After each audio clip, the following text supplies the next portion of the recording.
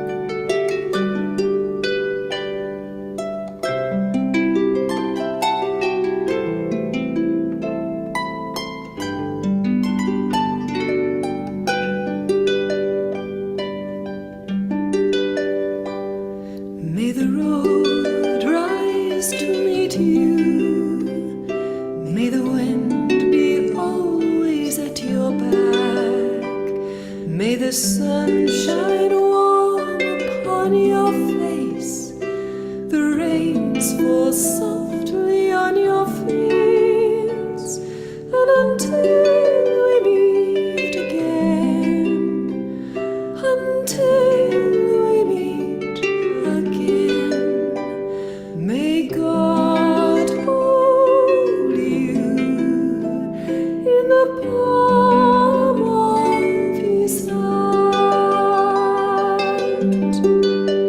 Yes, until we meet again, until we meet again, may God hold you in the palm of His hand, in the palm of His hand.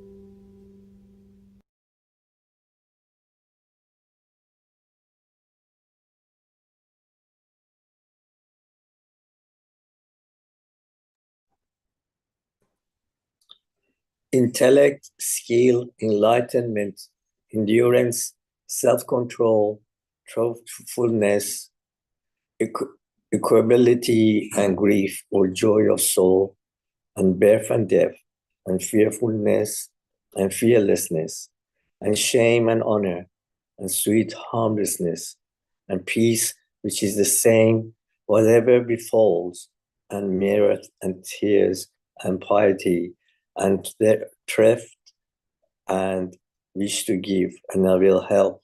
All cometh of my gift. Hindu writings, Bhagavad Gita.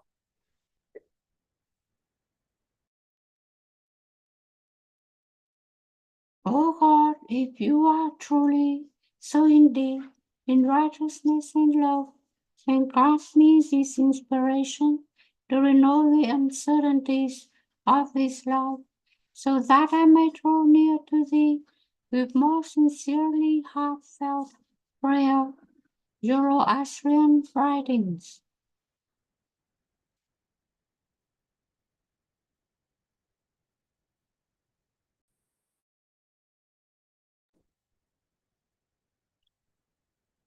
Persevere in thy quest, that thou shalt find what thou seekest. Pursue thy aim unswervingly, and thou shalt gain the prize. Struggle earnestly, and thou shalt conquer. The benediction of all deities, of all saints, of all that seek light is upon thee, and heavenly wisdom guided by thy steps. Thou shalt be the Buddha, our Master and our Lord. Thou shalt enlighten the world and save mankind from perdition. Buddhist writings.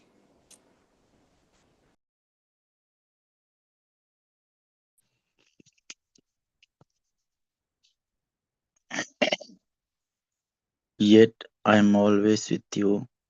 You held my right hand. You guided me with your counsel and led toward honor. Jewish writings. Thank you so much.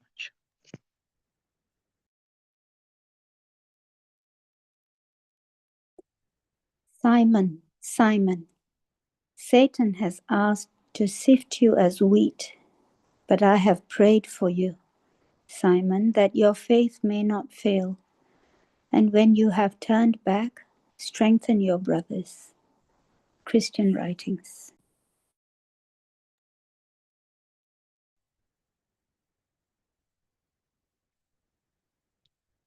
Ye shall certainly be tried and tested in your possessions and in your personal selves.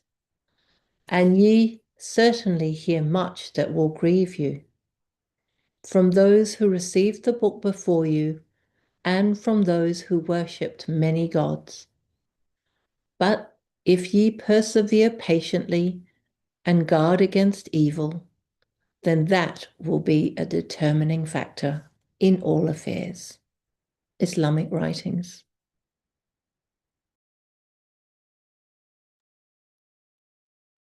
Be at least the veils deter you from the outpourings of his bounty in this day. Cast away the things that keep you back from God and persevere on this far-stretching way. Baha'i writings.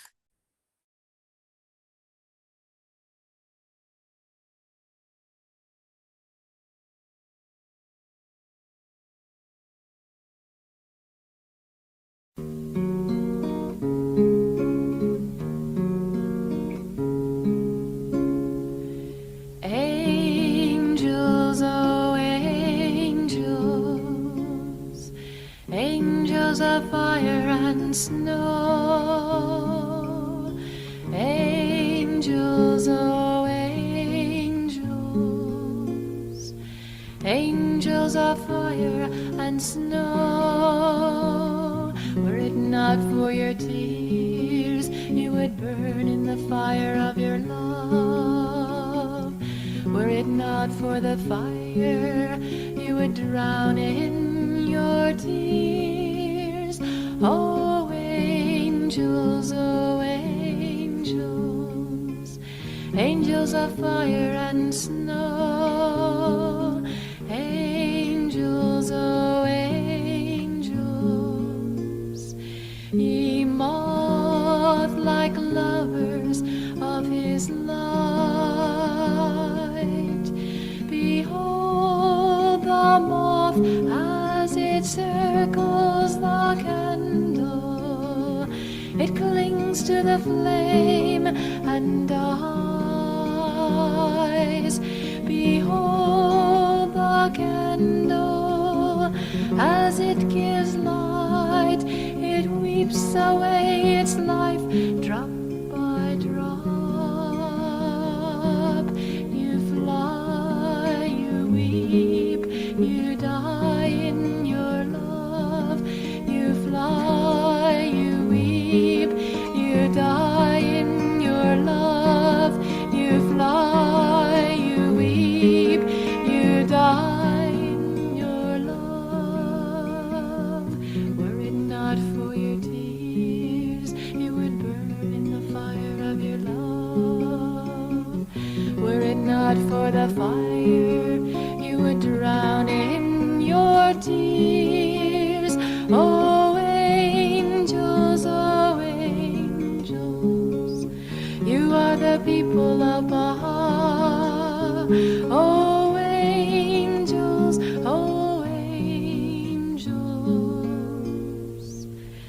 angels of fire and snow.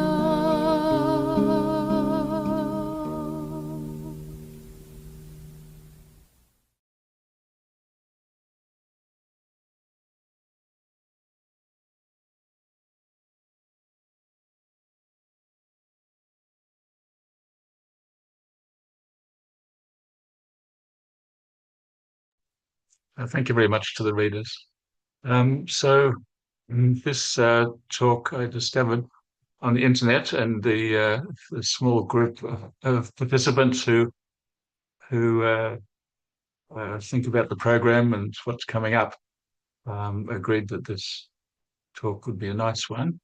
And it's about the fire tablet, which is a tablet of Baha'u'llah. If you're a Baha'i, you may have heard of it, you may have read it. I think it takes about 10 or 15 minutes to say. It's a few pages long, but we won't read the whole lot. I feel that this talk is a good introduction and gives you, tells you who Baha'u'llah is and and some ideas about it. So I'll go ahead. It even includes an introduction to the speaker. Let me just find the share button.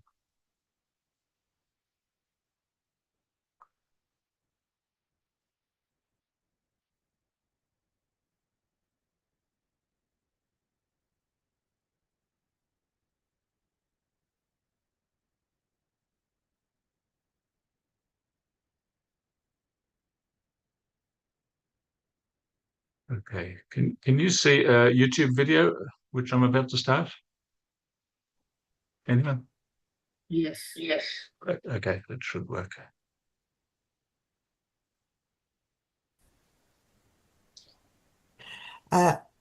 Welcome, everyone. I will introduce our speaker, Dr. Farid Sabit. He is a board-certified psychiatrist with over 3 decades of experience in clinical practice, a graduate of the Indiana University School of Medicine.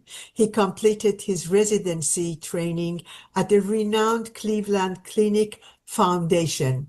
Throughout his distinguished career, Dr. Sabit has championed a whole person approach to wellness, firmly believing that the true health is achieved by integrating the biological, psychological, social, and existential aspects of the human experience, and deeply influenced by Baha'i principle of the harmony between science and religion. Dr. Sabit views the healing process as a journey toward total health. Welcome, Dr. Sabit. And his topic is From Lament to Light, the Fire Tablet Experience. Thank you, Mrs. Masroor. I know there's so much work that you put into bringing us together from around the world, and I thank all the friends who are here. I know this is a very special time of the year for Baha'is. Many of you are fasting. Some of you will be breaking fast in about 5-10 minutes. And I just really want you to feel comfortable. My wife is insisting that I should start with some tea in about 10 minutes or so. So I apologize if I'm sipping tea a little bit as well. As you recall, last time we got together and we addressed a little bit about the issue of trauma and how we deal with that in our community. It was right after the horrific massacre of the Iranian youth that had taken place. And Furuz Khanum and her team, they have the video of that. And that was a very special night. I felt very emotional, somewhat angry, helpless. You don't know what to do. And of course, for those of you who are familiar with the Baha'i faith and writings of the founder of the Baha'i faith, Baha'u'llah, in times of trouble, and be sure that even tonight, thousands of chantings of the fire tablet of Baha'u'llah is rising to the skies spiritually. And so the fire tablet is very dear to all the people who are familiar with the writings of Baha'u'llah. And so I felt like tonight maybe we can sort of approach it and study it together, perhaps in a different way. I know Fire Tablet is one of the favorite and one of the most potent writings in the spiritual history, I believe, of humankind, and for Baha'is has a special potency. But we turn to it in times of trouble and hardship and sadness, and we don't exchange ideas about it, in my opinion, enough. Part of it is that it's so glorious and beautiful to even say anything about it is foolish. So I'm the fool tonight that has decided to sort of address it in a way that maybe for each of us individually, it would be meaningful. So when we are chanting the prayer or reciting the prayer, we can have our own approach to it. Before I even get to the fire tablet, there might be some of us here who are not familiar with the person of Baha'u'llah. And I think all these wonderful topics that Furuz Khanum and the friends put together in these firesides, to be very frank about it, at the end of it, the purpose of all these, if we look at them carefully, is the recognition of the divine physician for today. We live in a very sick, ill world. We see disunity, wars, oppression, things that surface, that we see what level of oppression humanity in all parts of the world are facing at this point. And for us Baha'is, and the reason we're getting together on a night like this, and this fireside has been going on for decades, as Furuz Khanum had taught me about, is to really become familiar with a healing medicine that is already been available to the world. We as Baha'is, we believe and we see writings of Baha'u'llah containing the antidote for all the ills that humankind is witnessing. And so with that in mind, just very briefly, when we are addressing Fire Tablet, and I have some slides, hopefully last time I had a hard time projecting the slides. There's something wrong with my laptop, but we're going to be referring to words like God or concepts of manifestation of God. And I just want to have a very brief, quick, rudimentary review from the Baha'i standpoint, that the concept of absolute essence of God in the writings of Baha'u'llah and Baha'i writings, the essence of divinity remains forever beyond the reach of human mind, categorization, or even the concept of existence as we understand it. So when people say, does God exist or not, that's a wrong question from a Baha'i standpoint, because the existence that can be captured by our minds, it ceases to be the essence of God, that unknowable essence we talk about. God is not merely great. God is categorically beyond all greatness. The unknowable essence is a sun too bright to be looked upon directly. All names, attributes, and descriptions point towards this reality, but can never contain it. If you recall the Buddhist concept that there's always the manifestations of God, like Buddha, point to that unknowable essence, or in Buddhist tradition, for example, is absolute nothingness. But that nothingness, it's denoting the fact that it cannot be captured by mind. So as Baha'is, we believe that the manifestations are the presence of the Greek concept of logos, if you want to put it that way, that they come and appear in the space-time with a specific mission. And these names that we've seen that move the human civilization forward, personalities, luminaries like Abraham, Krishna, Buddha, Jesus, Muhammad, and Baba and Baha'u'llah, are the latter two being the reification or the presence in the world of this eternal reality. So the name Baha'u'llah is, in Arabic Persian, means the glory, light, or splendor of God. And the voice that Baha'u'llah assumes in this spiritual passage, the tablet of fire tablet, it assumes different voices, because when you're talking about a reality that is intermediary between that unknowable essence, at times it appears in the station of servitude, at times it appears in the station of certitude as a lawgiver, and at times has a full divinity voice. And we're going to see that in this tablet. So the reason I'm going through this introduction, because without that, it's sort of hard to grasp what is exactly going on in this beautiful interplay within the tablet. And I hope most of you are familiar with it. If you're not, and this is the first time is your exposure, maybe after our discussion, you can have an access to it. And Baha'i.org has the collection of writings of Baha'u'llah in many languages, and you can take a look at that as well. And the purpose of the appearance of these are not just a spiritual revolution for us.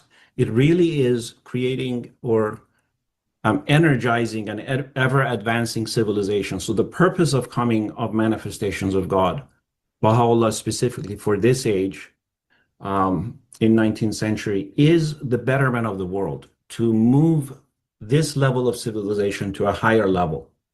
So with that said, I want to enter, and hopefully we can project this, and I want to now enter this very beloved tablet, and we humbly dedicate our discussion tonight to the youth in Iran, especially the ones who are lingering in prisons innocently with no fault at all, and especially with the Baha'i youth who've always been in the forefront of making the world a better place.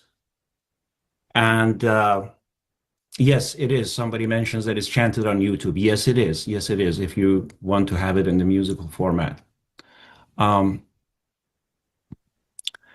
I know the Baha'i youth in Iran, last time actually when we met, they had made a special request that the friends would recite and chant this prayer in their name for the relief of the sufferings. So going over the name of the fire tablet, how it's named, Baha'u'llah really did not name it. Many Persian friends use the first verse of the tablet, قَدْ أَحْتَرَقَ الْمُخْلِصُونَ. You might hear that. And the translation of that by the beloved guardian is, indeed, the hearts of the sincere are consumed in the fire of separation.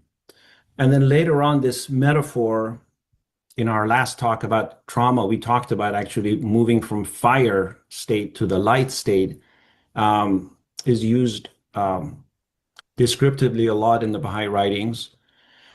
But so for tonight's purpose, I'm just going to refer to as fire tablet or lo ihtiraq, which is an Arabic term for, it's not just purely fire, it's enkindlement, it's consumption with fire. And we're going to hopefully take a look and see how beautifully Baha'u'llah addresses that.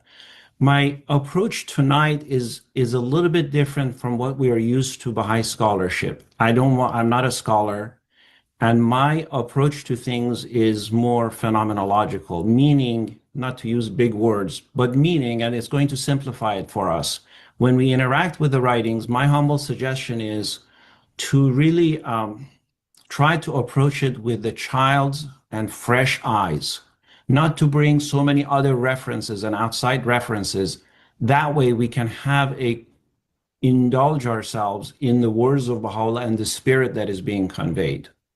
And again, as Baha'is, just like all the wisdom traditions, when we refer to Baha'u'llah, it's not just one person who lived in a particular time period, but it's the energy, is the force, is the zeitgeist of the universe, is the light that would shine on humanity for today's world. So what were the circumstances of the revelation of this tablet? We know perhaps most likely this was revealed in 1871.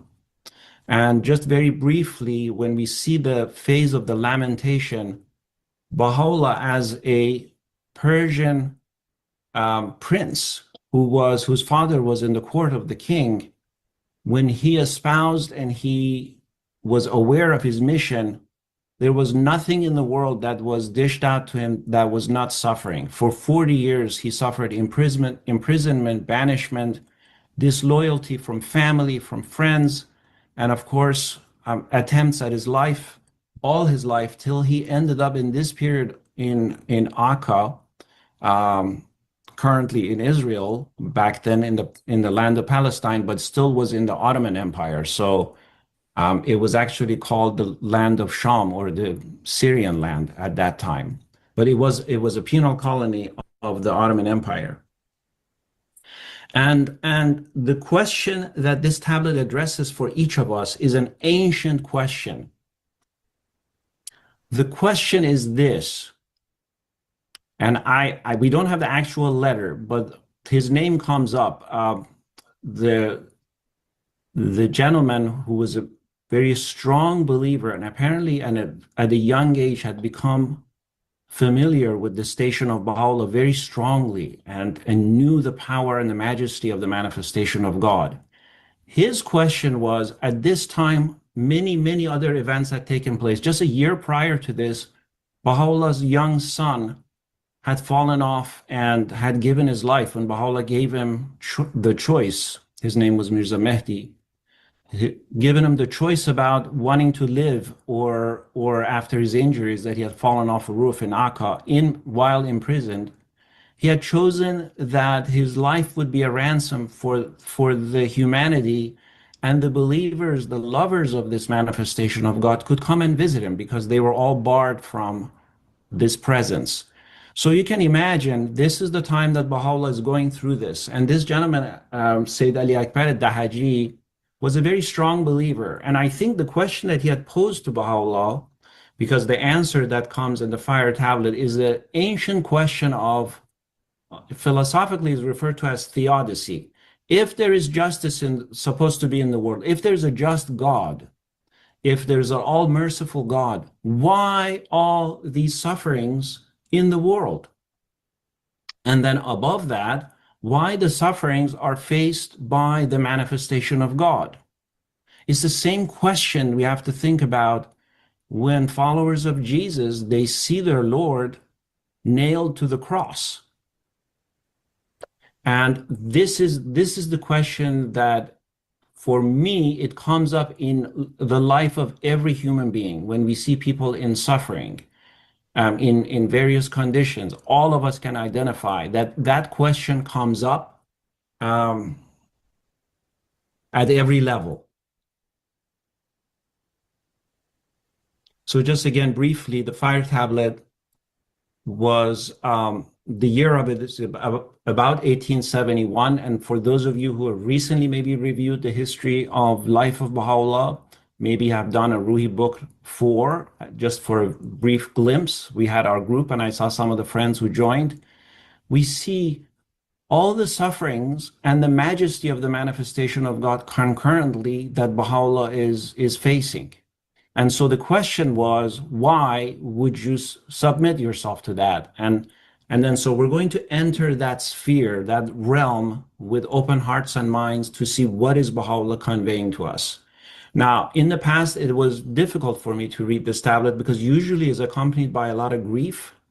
And if you approach it with just mind's eye to get a logical response, you will be disappointed. This is a spiritual text at the highest level, and we have to approach it that way. So the conversation that takes place, remember that previously when I mentioned between the station of servitude of Baha'u'llah and his divinity, is what is at play in this beautiful tablet. The tablet moves, in my humble opinion, by the way, this is just my own interpretation or thoughts. In the Baha'i faith, we are allowed to obviously read and understand on our own. Our thoughts and understandings are never authorized, because we have authorized interpreter in the name of with the center of the covenant, Abdul Baha, and the beloved Shoghi Effendi, the guardian of the Baha'i faith, and the elaborations and explanations from the head of the faith if we need to.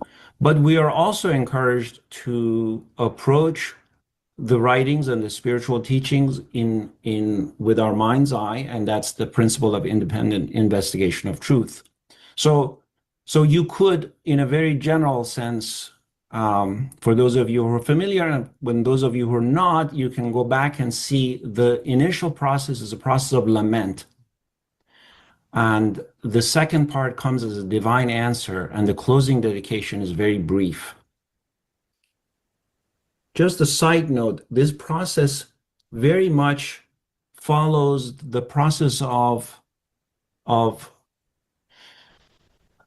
when people do therapy in modern times, because the lament, to at least describing what is the pain that one is going through, usually takes the larger part. And we're going to see in this tablet that about 70% of the tablet is actually dedicated to lament, is not rushed through. And the divine answer comes after that, and the closing dedication is brief, potent, and transformative. So as I mentioned, my own bias in listening to friends and patients and literature and spiritual texts is to enter a space that I try to remove. European philosophers would call this epoche. You remove all the other biases that you have. This concept is called phenomenology, or the phenomenological hermeneutics. And if you recall, one of the earlier writings of Baha'u'llah, about 10 years prior to this, in 1861, was the Book of Certitude.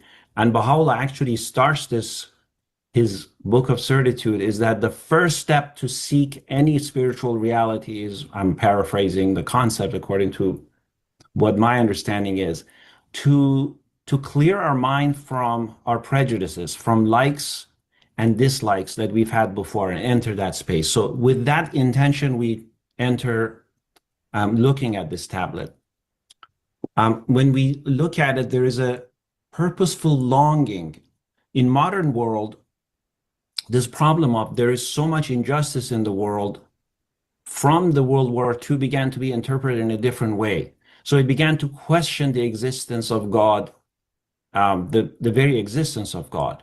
Here, Baha'u'llah, in the most beautiful way, he questions, he asks, he does raise his cry of the sufferings he's going through, but every cry is aimed directly at God. So the presence of God is assumed in the most beautiful way. So even in deep suffering, Baha'u'llah never loses sight of the one who's speaking to. Pain itself becomes itself a kind of reaching out. So it's a two-way conversation. The tablet gives voice to two perspectives, the suffering person and the God who answers. God's response closes the gap between the one crying out and the one who hears. Another very important concept philosophically that was later introduced, that, you know, the older philosophies or approach to texts was always very abstract and out of the body.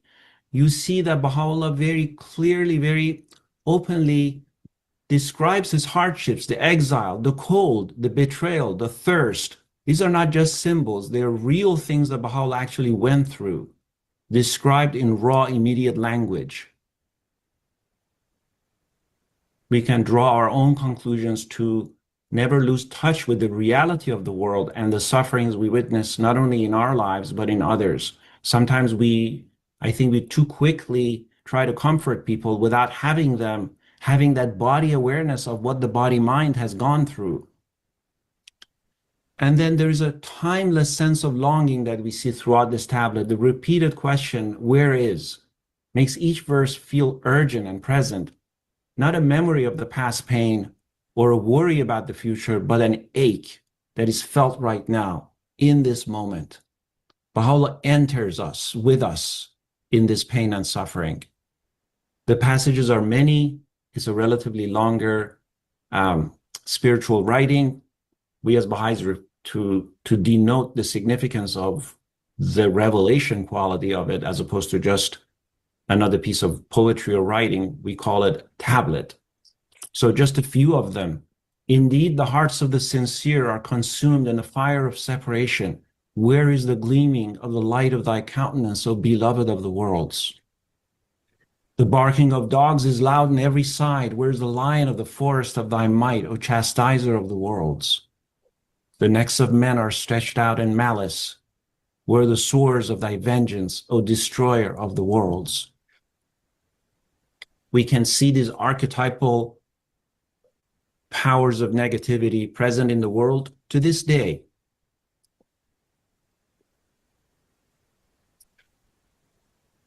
Some personal reflections on how this lament is looked at, could be looked at.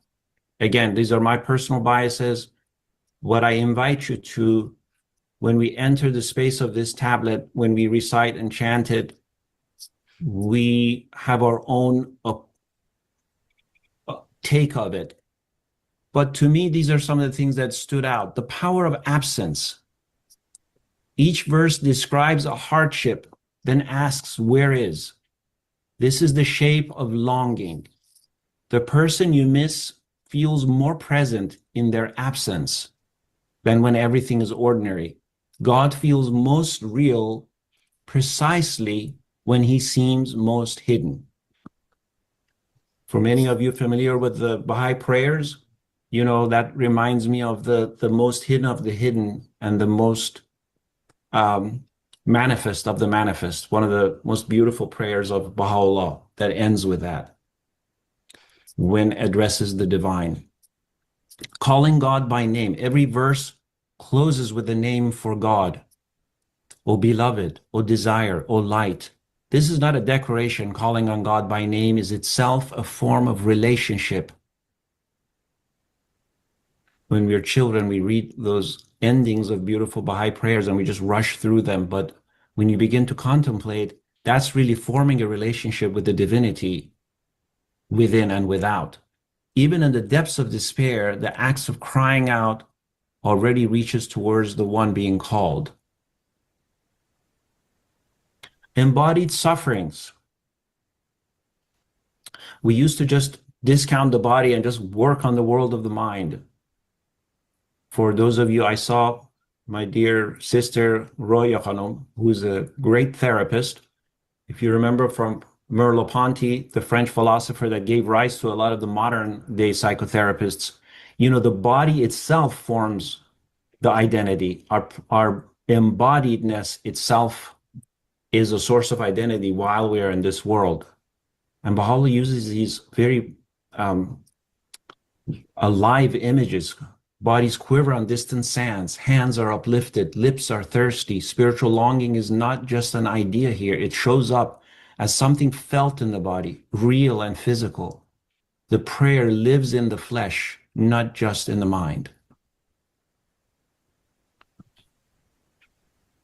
And then grief requires a vision of better. If we don't expand our visions, we limit ourselves to the misery of the current world.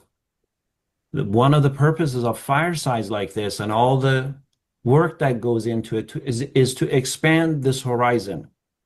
You see, for example, in the youth in Iran, when we see they have seen nothing but oppressive regime and an interpretation of religion that not only provides nothing in the way of healing the mind or edifying the soul, but is only a source of oppression. And one of the things we need to do is to provide this hope and expansion of horizons. Again, for those of you who are bent philosophically, Martin Heidegger talked about this a lot, about the sort of horizontal thinking about seeing beyond what we can immediately see. You can only grieve what you can know, once knew or hoped for. Each lament reveals that Baha'u'llah already holds a vision of a world ordered by justice and love. And it is precisely that vision that makes the present suffering so unbearable.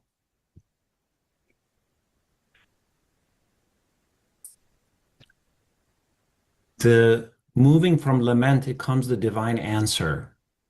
Let's get some flavoring of how that sounds. O Supreme Pen, we have heard thy most sweet call in the eternal realm. Give thou ear unto what the tongue of grandeur uttereth, O wronged one of the worlds. Lament not because of the wicked, that were created to bear and endure, O patience of the worlds. We've made abasement the garment of glory and affliction the adornment of thy temple, O pride of the worlds. When the swords flash, go forward. When the shafts fly, press onward, O thou sacrifice of the worlds.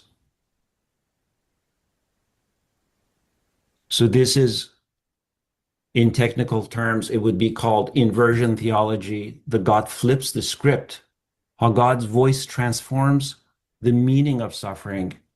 Cold hath gripped all mankind. Cold makes the heat of thy words prevail. Calamity hath reached its height. Calamity makes the sun of patience shine.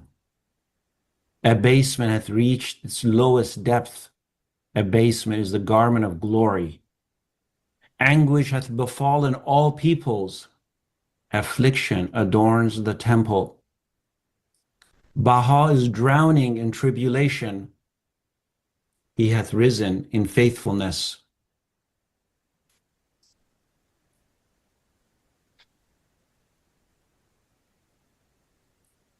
Some maybe angles we can look at these.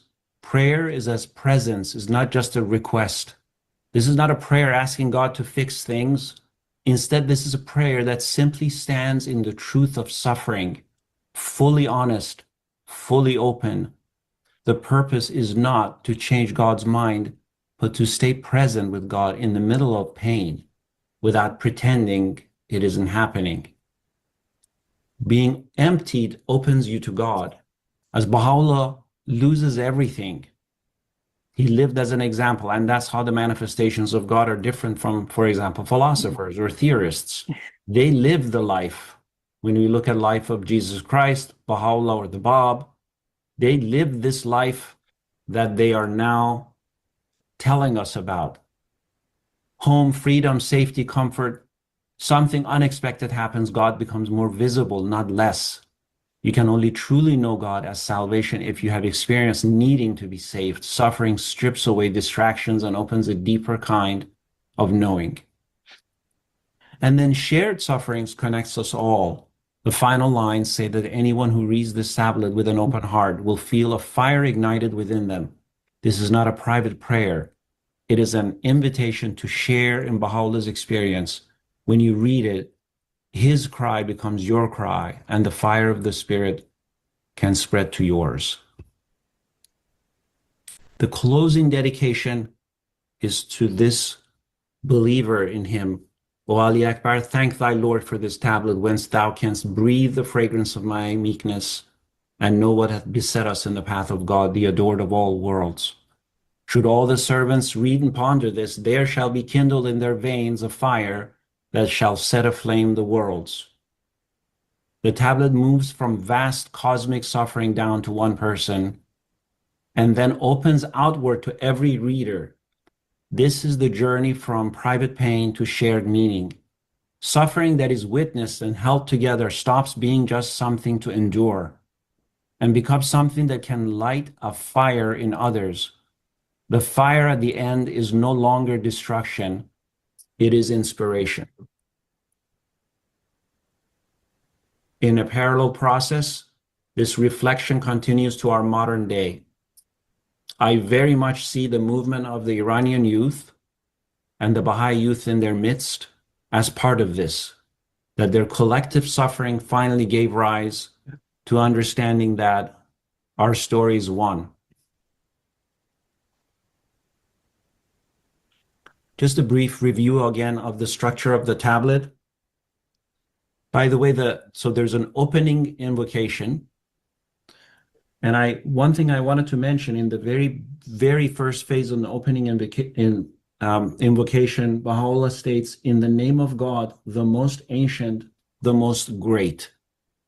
The most ancient, the most great.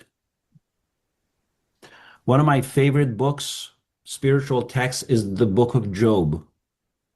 For those of you who are familiar, I do a brief review. If you're not familiar, I want you to know that it's one of the most ancient books of the Hebrew Bible and is one of the first spiritual texts that addresses this question of why, if God is just and all-merciful, evil exists. Job was a prophet or a believer in God, and the text is about 3,000 years, by the way, and every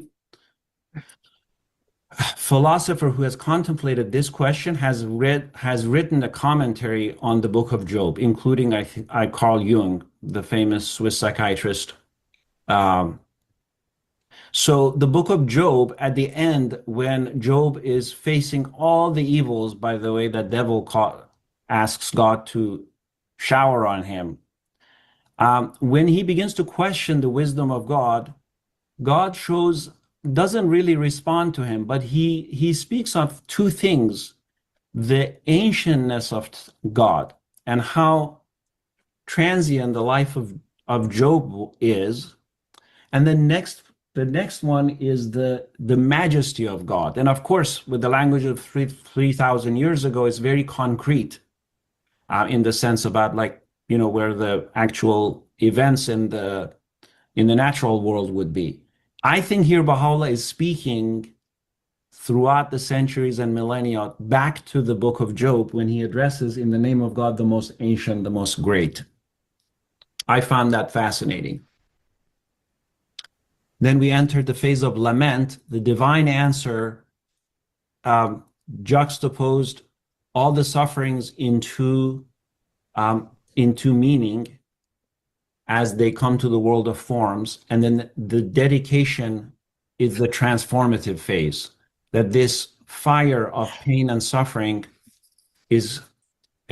transports us, almost like when we fly too close to the sun. It both burns us and it energizes us, depends on which angle you take. A few takes about the general structure of the tablet for me, as I mentioned one of them earlier, the first one. that the lament occupies 70% of the tablet. Grief is given its full weight before any comfort arrives. There is no rushing through the pain to get to the good part. Any good friend or any good therapist knows when someone is going through the hardship, you don't rush them through conveying to you what has happened to them.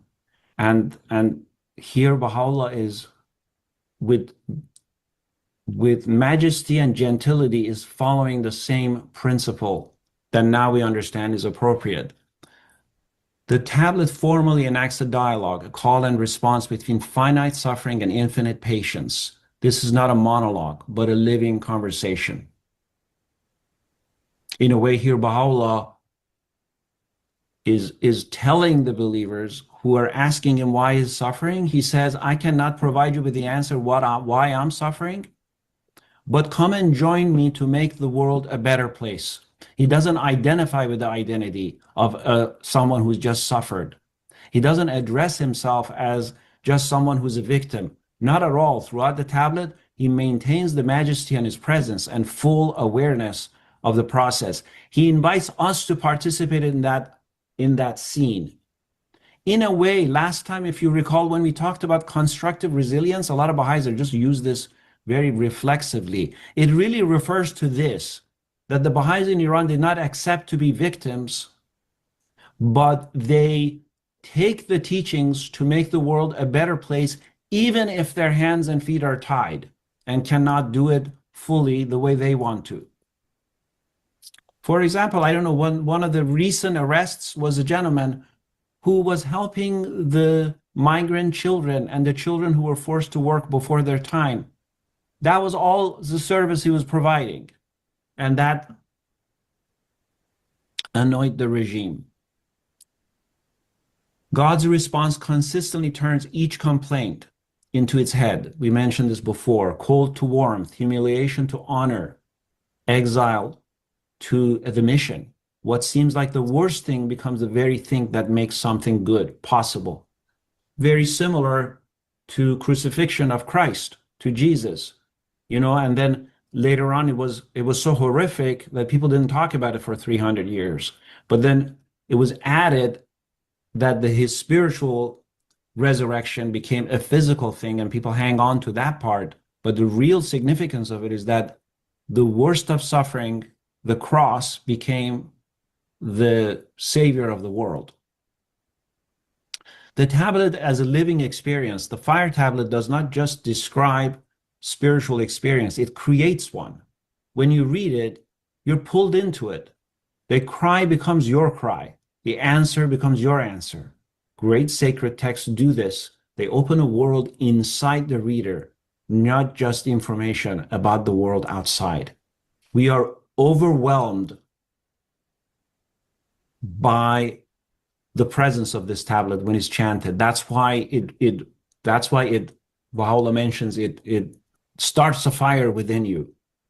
Even if you don't understand every concept mentally, but it creates a healing call to action. Baha'u'llah's gift is to take the most personal suffering, exile, abandon, being silenced, and make it into something every human being can recognize and share. The fire of longing, when truly felt, becomes the very fire that lights up the world, a fire that shall set aflame the worlds.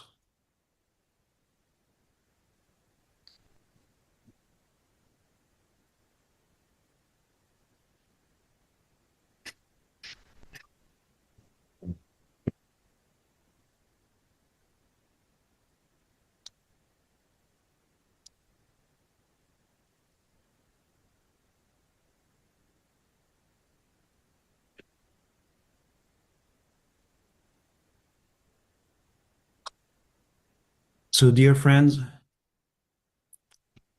let's just open up for a few minutes if there are any thoughts or questions. As I said, this took a fool like me to begin to even look at this beautiful tablet of Baha'u'llah and even make any comments on it. So excuse me, please, if there are aspects that you don't agree with or look at it differently, but I think at least it starts us to feel very hungry, not only for food, for those of you who are fasting, but to go and re-study this beautiful tablet ourselves. Dear Indujan, I see your hand. You're I don't see the full screen, but I just saw your hand. So if that's okay, please go ahead. Dr. Sabet, would you like us to record the Q&A, or would you like me to stop right now?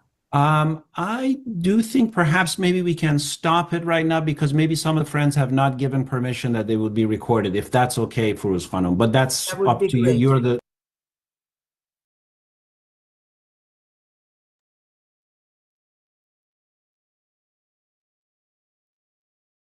Well, thank you to our speaker. I wish he stayed around to answer questions. All right, so I think the best thing we can do now is just open it up for any reflections, comments. If anyone's read the fire tablets, whether you thought that presentation was helpful.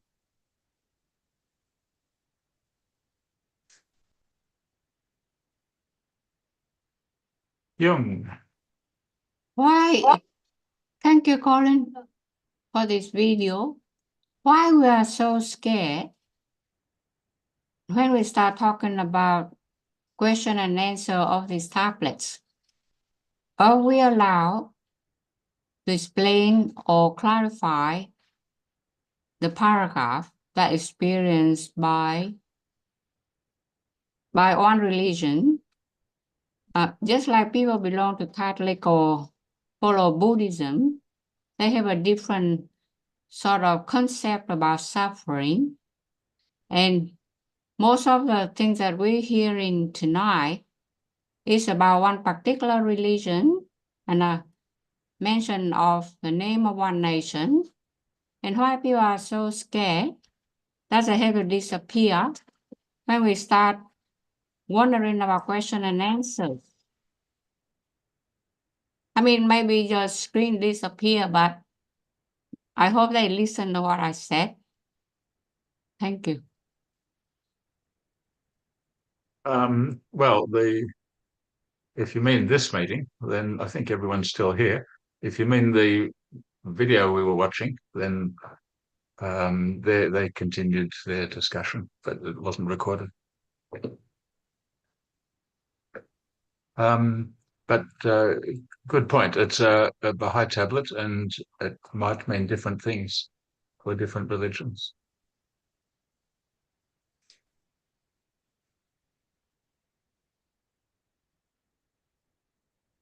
I liked the comparison with the Book of Job, which I also think is a wonderful book, because the way it's written, the devil wants to test Job. Job's having a good life, and he's worshipping God. And the devil says to God, look, he's only worshipping you because you're giving him a good life. Give him a bad life and see if he'll still worship you.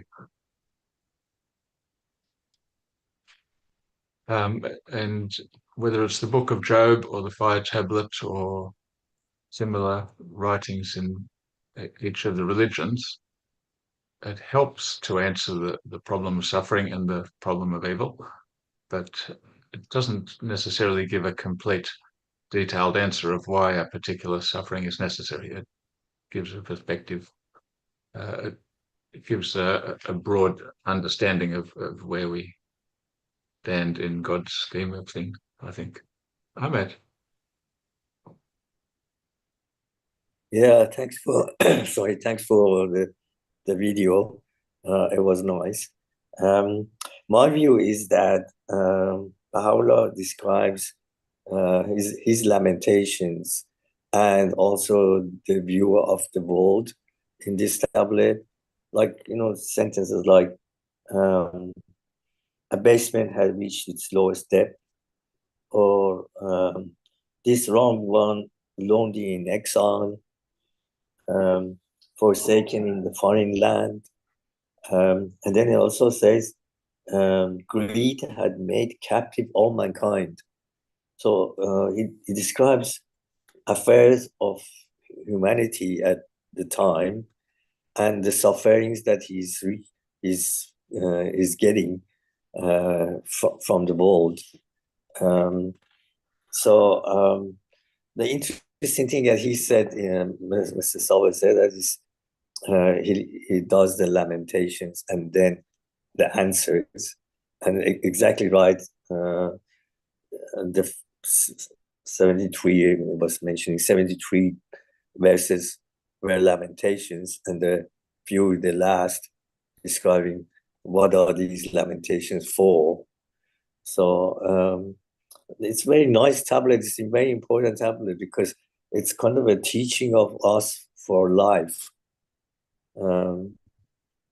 We gain information for living properly, because every one of us has got problems, issues in our life, difficulties, and then those difficulties very much align with these difficulties that Baha'u'llah had. So I actually think that every Baha'i goes through what Baha'u'llah went through. For example, Baha'u'llah lost all his properties when he was exiled. A lot of Baha'is lost their properties when they were exiled from Iran. Iranian Baha'is, I guess. But it's true for many of us, even if we are not Iranian. Anyway, that's what I meant to say. Thank you, Ahmed.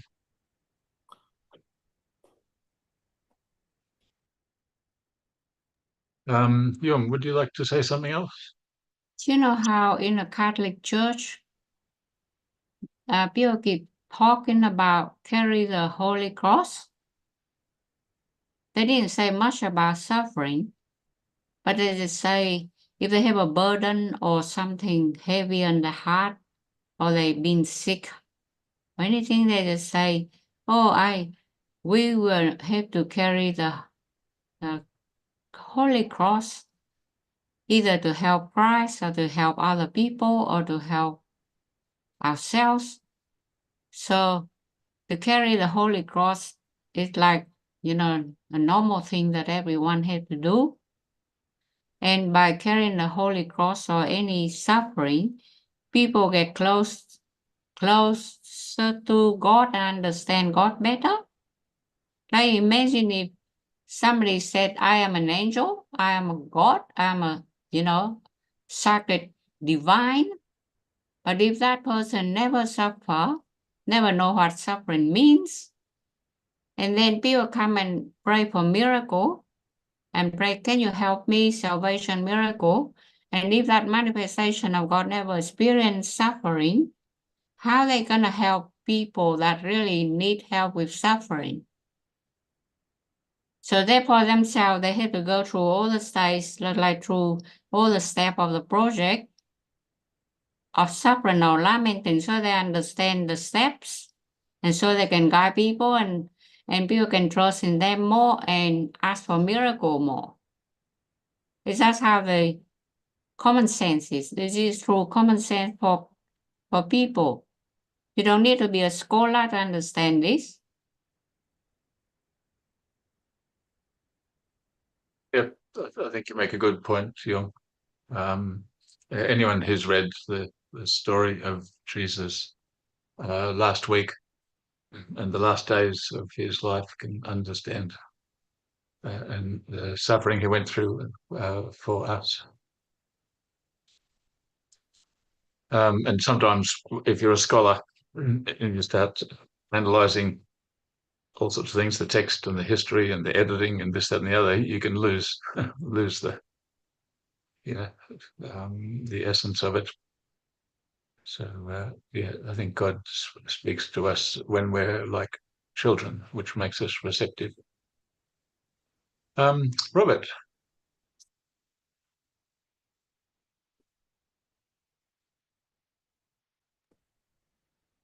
I don't know if anybody was aware of it, but we were made aware of it or how recent that video is. But when we had unit convention in February, somebody had a message from Iran, and the Baha'i youth asked for that prayer to be said over several days during February for what was happening in Iran at the moment.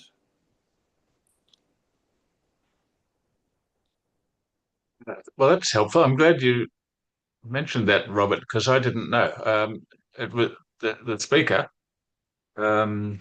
said something like that. The youth in Iran had asked for that prayer to be said, but I didn't know where that came from.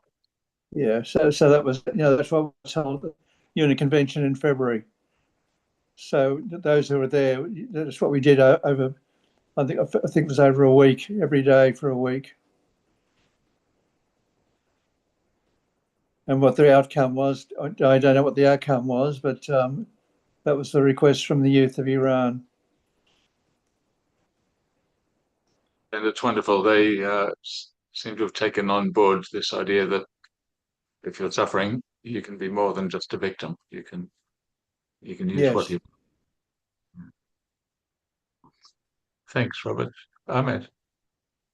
Yeah, he also talks about slander and deceit that he received from his, half brother, for example, and others, and then accusations that Iranian government raised against Baha'u'llah and even Abdul Baha, without any truth in it.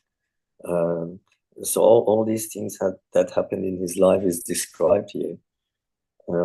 Like for example, it says, this face is hidden in the dust of slander, or the rope of sanctity is solid by the people of deceit. The lamps of truth and purity, of loyalty and honor have been put out. So every sentence describes what's happening. And I think Abdullah has said everyone should read this tablet because it opens our eyes towards divinity. Yeah, and I think that's a good point you make, because slander, if you're the victim of lies and people everywhere are believing it, that's an intense sort of suffering, and can be worse than being punched or having your house stolen.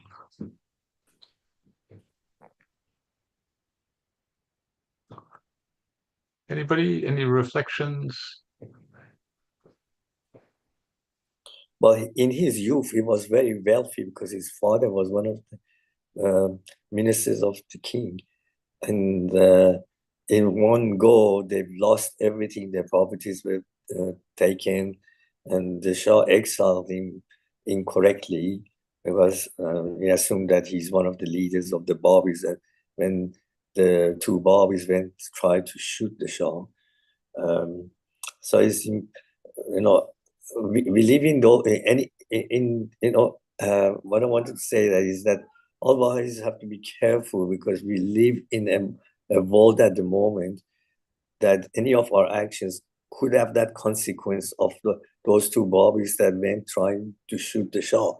By doing one or two people doing the wrong thing, it will distribute hardship by a lot of people.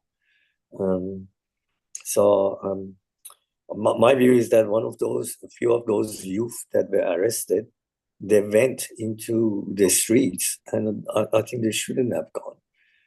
As Baha'is should be not open to politics. They should be avoiding the politics. And that can happen at a distance as well. If Baha'is, if someone is known to be a Baha'i and they're living in Australia, and then they protest, because naturally we all feel for what's happening over there and the unjust suffering and abuse of human rights. Of course, we can protest, we can demonstrate for human rights, but when we're demonstrating against something like a government, then then that's not helpful, and we don't know how much suffering we're causing when we think we're just speaking out. Vasantha. At one point, you mentioned that suffering is not of the mind, but it is for the flesh. Can anybody expand on that? Not from the mind, but for the what, sorry? It might, I'm not sure. I think I can't remember exactly what it is. Something, the suffering is not of the mind, but of the flesh or something. On what point? One of the slides he mentioned that. Oh, the flesh. In other words, the Why? body. Yeah, in the body. Yeah. What is it? I don't know exactly what it is. I didn't understand. Well, I can give you what I was thinking when I heard that. It reminded me about, I don't know, 10 years ago. I hurt my foot, and it was really hurting. And then a cousin of mine said, let's go and practice mindfulness. Just because it's my cousin Ruth, because she's interested in mindfulness, not because I hurt my foot. And I thought, okay, well, who needs mindfulness? I'd rather forget the body and just live in the spirit, and then I won't be worried about the things which are happening to the body.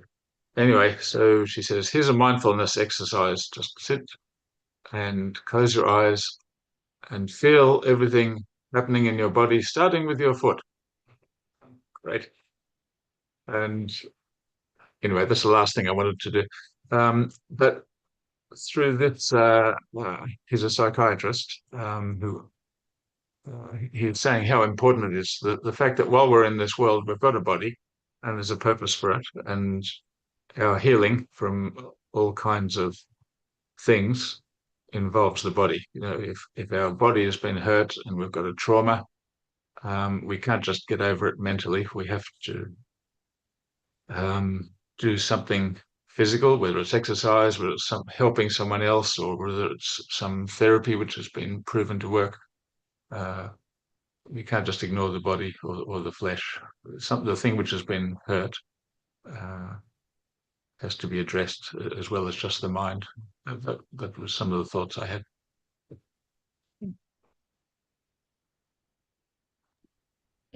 I have a comment. Veronica, please. Thank you. I was just thinking, I found it quite comforting, the fire tablet, because I thought that it was when God was speaking back to Baha'u'llah, he was basically sort of speaking to him, but I got the feeling he was also speaking to us to say, well, this is your opportunity to be patient in the face of all these difficulties. And there was a sort of a string. I can't remember what the other things, but I think patience was the one that kind of stood out to me. But there was a lot of his replies, God's replies to Baha'u'llah, although they were directed at Baha'u'llah, they were equally applicable to us when we're undergoing hardships and strife. To endure, I think, was another one. Patience, endurance, all those sorts of things that I found very useful. It was almost as though God was saying to me, when these things happen that you don't want to happen to you, this is what you do. You endure, and then you look towards the manifestations like Jesus or Baha'u'llah or the Bab or Buddha or any of those, and see that they went through the same sufferings, very much like Yun said earlier on, that they almost show us how to respond when these things occur. I find it comforting, basically. Yeah. And when I was putting together the readings, I was thinking, I was thinking, okay, maybe patience, because the fire tablet patience, and there are probably half a dozen. Anyway, I selected endurance or perseverance, actually, because one of the phrases in the fire tablet is when the swords fly, press onwards, something like that. Perseverance. Thank you, Veronica. Jung, briefly, and then Ahmed. Oh, but you're muted, Jung. I think if anybody learn about Buddha teaching, Buddha teaching, he obviously, he not only ignores suffering by the sitting under the tree and did meditation and let his body go through cold, heat, thirst, everything physically, and probably that will affect mentally. So if you say that if you just only think about physical food and what else therapy after that, just to go over the suffering, well, that theory is, for me, is a bit different from what Buddha teaching said about how Buddha helped people to escape suffering by immersing into suffering. But also, one way is immersed into suffering, but then the other way also search for enlightenment. So two steps in the process go hand by hand, like the left hand and the right hand working together. I don't see how the people just analyze the teaching of Buddha, you know. One hand is sitting under the tree, suffer. But on the other hand, he also see heaven and enlightenment there. And the way to help people, to teach people to escape suffering. So, I mean, that's what I'm saying. It's very difficult to analyze the study here because it's applied to different religion in a different way. Thank you. Yeah, you're right. Each religion has a different perspective, a different insight. And Buddha said that the way to eliminate suffering is to follow the Eightfold Path, which is not just the mindfulness, but also right action, right speech. So in a sense, it involves the body as well. Ahmed, do you mind if we take Usha? Yeah, you said let you shall go first. Usha. Oh, thank you. Thank you. This is not about the actual topic, but rather the admin, the organizers. I guess some of us in this group are already following the Oakville group that I mentioned to Vasanta at the beginning, I think, Colin, before you joined us. And just as an FYI, there's a new topic tomorrow. So it's their time, 7 p.m. tonight. For us here in Sydney, it will be 9 a.m. on a Friday. This time the topic is about inner peace and unity, and it's somebody from Luxembourg who is also a psychologist. So my question is, would you like me to share that link to this group in case anybody is interested to listen in tomorrow? Absolutely, and thank you. I'm going to lose my Friday mornings from now on. Oh, sorry. I mean, it's just that, you know, that sometimes it's really, really good and there are so many participants. Yes, I'm happy to share it, but I think some of us are probably already following them. Thank you. That's all. Thank you, sir. Ahmed. Oh, just one more thing, Colin. I wanted to say that I love that Gaelic blessing at the beginning of the devotion with the harp. That was really very nice. Thank you. No problem. And Carolyn McKay, you can find her songs on YouTube. She's got Yes. another one called Little Sister's Prayer. That's another nice one. I see. Will do. Thanks. Maybe if they're recording that session, maybe you can share the recording if they do recording for us, because for all over the world there are sessions like this, but the timing is difficult for people. I'm sure some people want to come to our session, but the time is wrong. Yeah, we can probably find them on YouTube fairly easily. Okay. What I was going to say that is, when the manifestations appear, they're really lonely. They're single. They bring the inspiration of God on the world.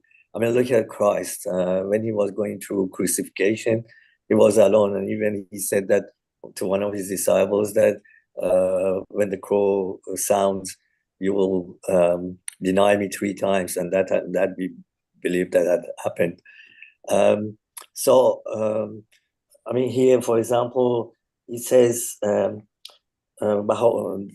replies to Baha'u'llah, I weep at the fewness of thy champions, O thou who hast caused the wailing of the worlds. So similarly to Christ, Baha'u'llah had that loneliness, few of champions, followers at the time, a few were deceiving. Although there are, early Baha'is that are eminent, but at the same time, there were deceitful people. For example, His Eminence went against Abdul Baha when for many years he was writing the tablets that Baha'u'llah was revealing. So these manifestations are very lonely and alone at the time of coming.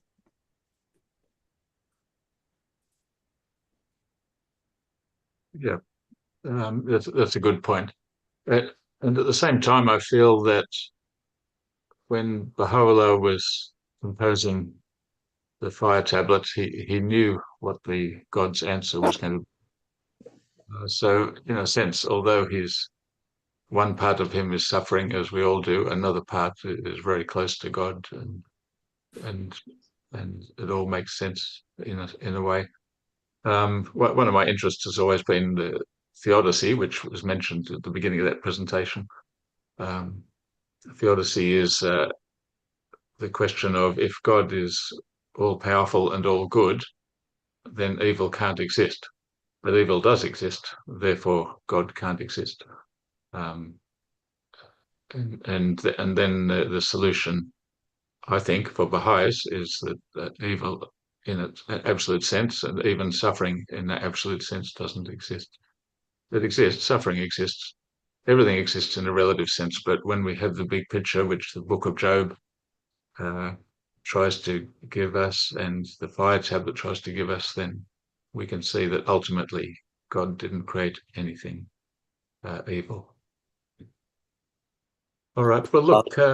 That likeness of goodness is evil. There's no evil. Yes. Likeness of goodness is evil. That's right.